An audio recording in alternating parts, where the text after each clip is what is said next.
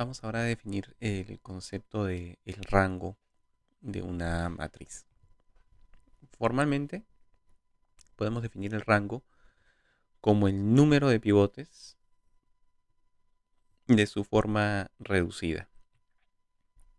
¿Sí? Toda matriz tiene una única forma reducida y por lo tanto el número de pivotes siempre va a ser el mismo, ¿no? Que es justamente contar los unos en la forma reducida. Sin embargo, resulta que la forma escalonada y reducida siempre tienen el mismo número de pivotes. Lo que pasa es que existen infinitas formas escalonadas de una matriz y existe una única forma reducida. Por eso tiene más sentido definir el rango como el número de pivotes de su forma reducida. Pero como tienen el mismo número de pivotes, entonces podemos calcular el rango de una matriz contando el número de pivotes de la forma escalonada. Bien, entonces por ejemplo aquí, esta matriz, si la empezamos a reducir y la llevamos a forma escalonada, vamos a encontrar, ¿no? Vamos a encontrar la siguiente, ¿sí? Esta forma escalonada no es única. Por ejemplo, la segunda fila la podríamos dividir entre -2 para que nos quede 1, 1. O si la multiplicamos por 10 nos queda 20, 20. Entonces no hay una única forma escalonada. Sin embargo, dicha forma escalonada sí tiene el mismo número de pivotes que la forma reducida, que es en este caso 2 pivotes. Por eso el rango es 2.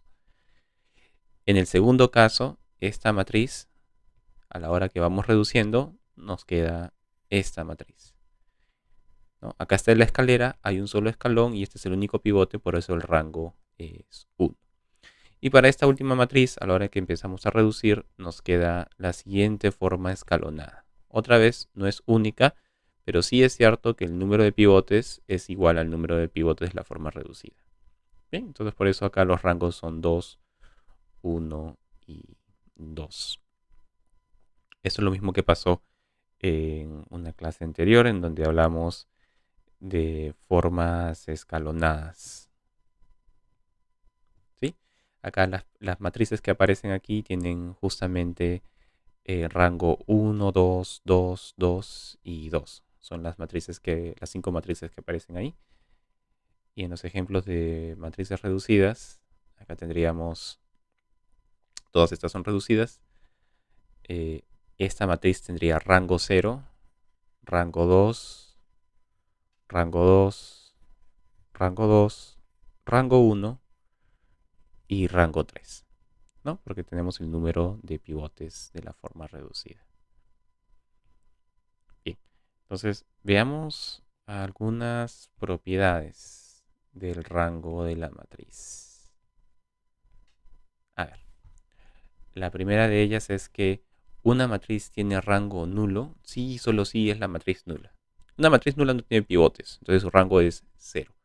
Pero si una matriz tiene rango 0, quiere decir que no tiene pivotes. Y si no tiene pivotes, quiere decir que todas sus filas son nulas. Y si todas las filas son nulas, entonces tenemos ahí a la matriz nula. Bien, esa es la primera propiedad.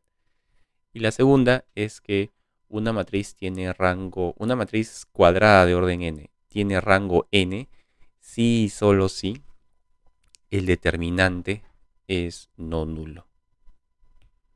Bien, y esto se debe en parte al cálculo de la inversa. Recordemos que cuando calculábamos la inversa, hacíamos así, ¿no? Teníamos la matriz A aumentada con la identidad y se reducía a la identidad y a la derecha teníamos la inversa. Pero ese era el punto. Cuando la matriz era invertible, se reducía a la identidad. Entonces, eh, eso quiere decir que esta matriz va a tener rango n, ¿no? Porque como se reduce a la identidad tiene n pivotes. Por lo tanto, el rango de la matriz va a ser n. Listo. Entonces, acá hay un ejercicio adicional. Para dos constantes reales A y B, pruebe que la matriz no puede tener rango igual a 1. No puede tener rango igual a 1. A ver.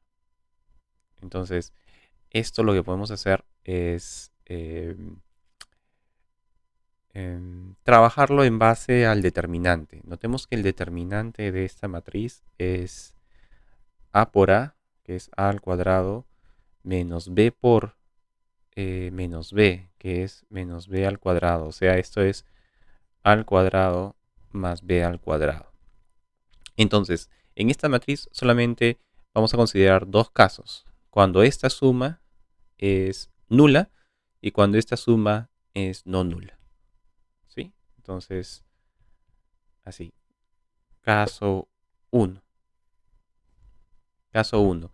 Si la suma es nula, si a al cuadrado más b al cuadrado es 0, entonces eso significa que a y b son nulas.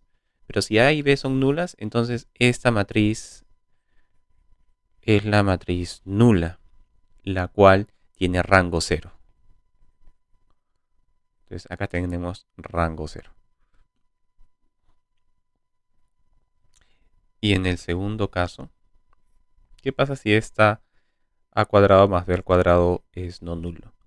Si a cuadrado más b al cuadrado es no nulo, entonces esta ya no es la matriz, nula, pero es el determinante. Y si el determinante no es nulo, eso quiere decir que el rango de la matriz es igual al orden de la matriz. Como el orden es 2, entonces acá el rango es 2. Entonces fijémonos, en cualquiera de los únicos dos casos que se pueden considerar, el rango es 0 o el rango es 2, más no es 1. Listo. Bien, entonces esas serían dos propiedades del rango y luego ahora vamos a aplicar esas propiedades a sistemas lineales en la siguiente parte.